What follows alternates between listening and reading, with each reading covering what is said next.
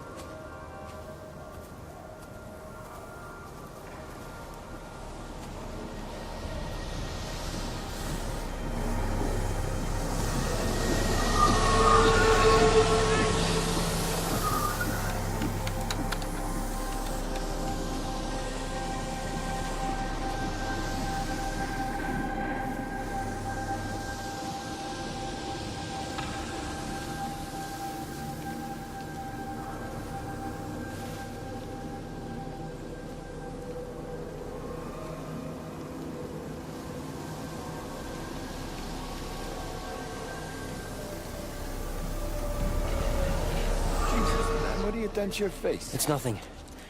You collecting feed? Looks like the supplies have been coming in. Again?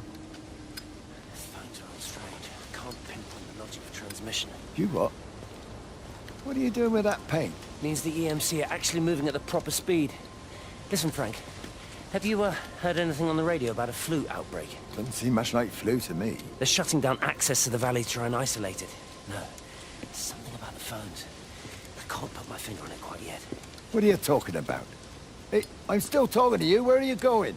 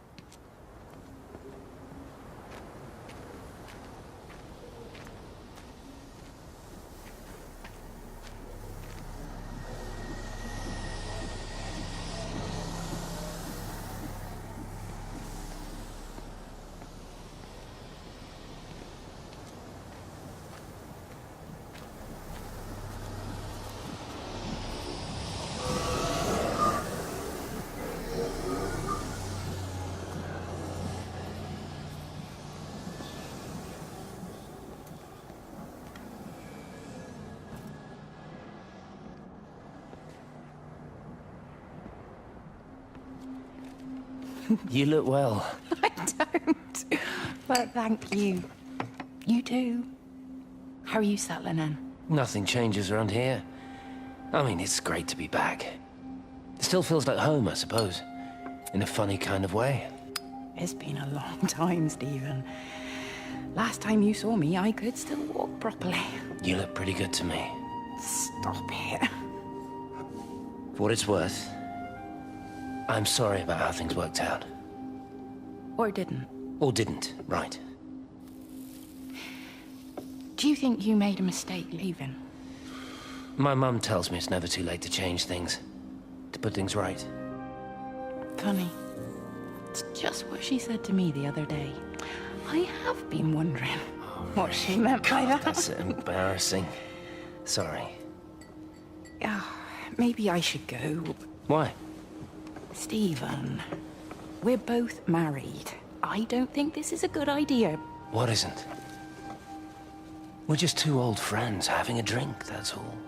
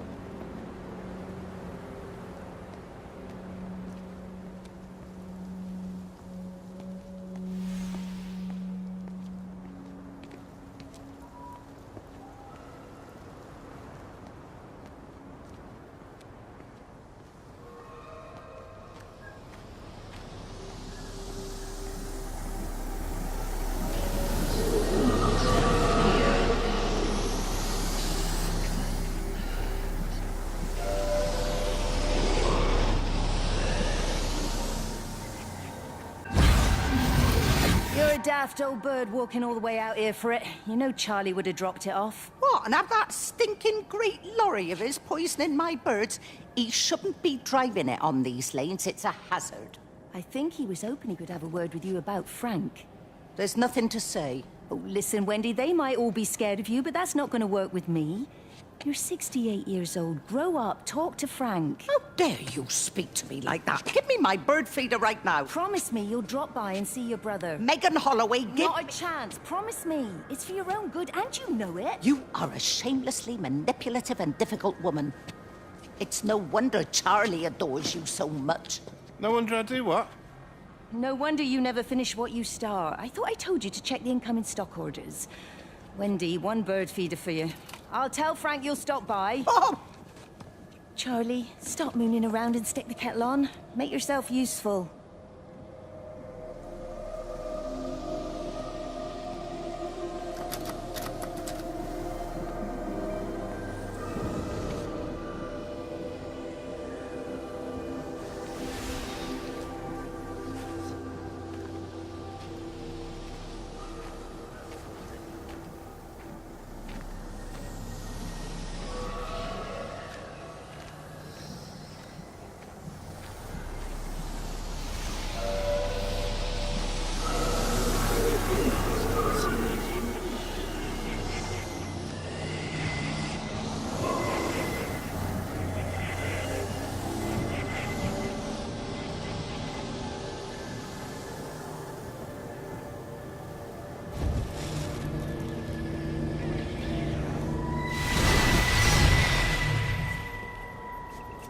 Appleton! What are you doing here? You thieving bastard. I knew it was you. Take everything you need. But then you have to leave. You don't understand. You can't be near me. Painting his stupid little pictures. Stealing food. You always were a little prick. Please, every second we're in proximity makes it worse. I'm a primary conduit. You're a fucking disgrace. Come here! Don't touch me, get off! What's going on? Come in here, lord Jesus, it over Sam! us! Thinking you're so much better Sam, than the leave rest him! of us! No physical You and your contact! stupid fucking missus! stop She's it! better than any of you!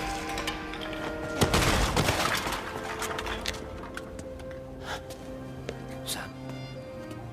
Sam? Meg, please. Don't come near me. Meg! Charlie! Meg, wait! Don't touch me! Meg, please, you have to understand, it was an accident! Get off her! Let go, let's just go. Charlie, you have to understand, it was an accident. Just leave him. Leave him. What have you done, Appleton, you bastard? Come on, Charlie, let's just Meg, get out Charlie, of here. please!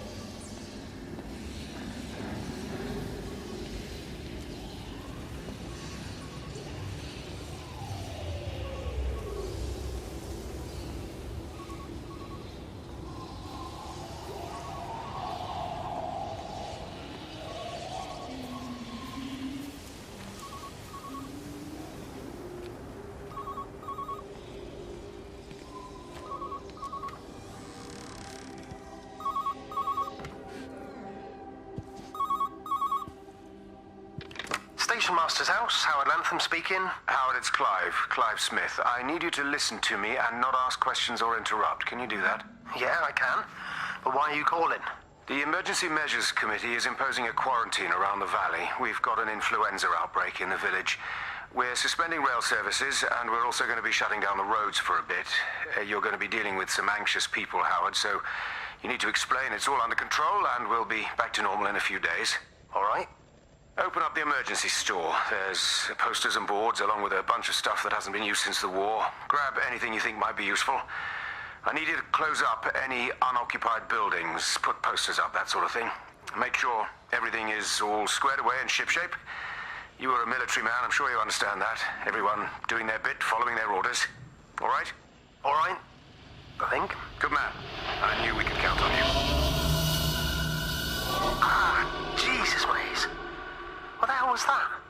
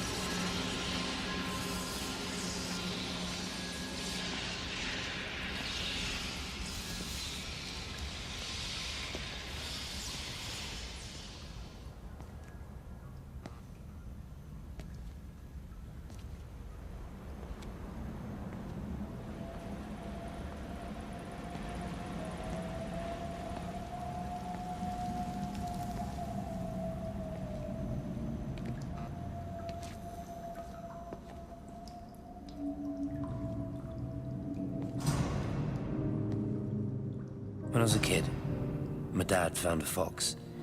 It had been hit by a car and couldn't walk anymore. My mum went spare, of course. Made him keep it in the shed. He was already slipping away from us then.